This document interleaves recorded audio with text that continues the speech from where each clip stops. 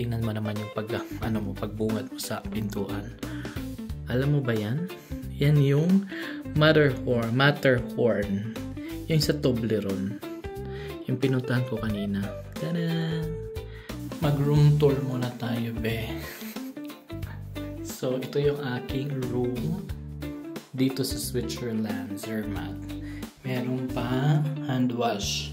Pagpasok mo pa lang sa pintuan, yun na yung makikita mo yung hugasan. And then after that is salamin. May sabitan at may basurahan. So pagpasok mo ay may mga din siya, locker. Okay, kasi apat siya eh. So now pagpasok mo, apat yan. Dahil ako ang nauna sa baba ko. Tapos sa right. May heater. Dito yung bagahe ko. Yan. Pero alam mo guys, magkano lang to? Ito lang pinakamahal kasi 300 Saudi Riyals. So mahal na siya talaga. Kasi ang normal na may mga bunk bed lang is mga nasa 100 lang. So dahil nasa Switzerland tayo, so expect na. Pero what is more pinaka na-amazed ay tingnan mo naman yung pagbungad mo sa pintuan. Alam mo ba yan? Yan yung Matterhorn.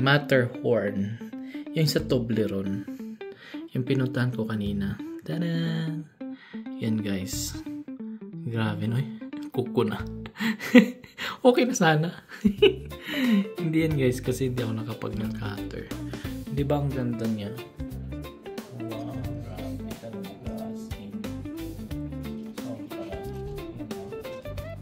ang labas ng bahay. Nasa 4th floor kasi ito. Ang ganda no? Nakaka-amaze as in. Pagkapagpasok mo pa lang, kung ganito na yung mo, no? Ganito na yung bahay mo. Pagtingin mo pa lang, magmuni-muni ka lang dyan, Pagpasok mo, pak. Ang kagandang Toblerone. Matterhorn.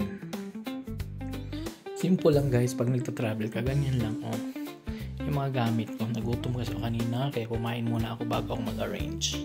Kasi mabigat ang bag na nilagay ko dyan kasi wala ditong cellophane.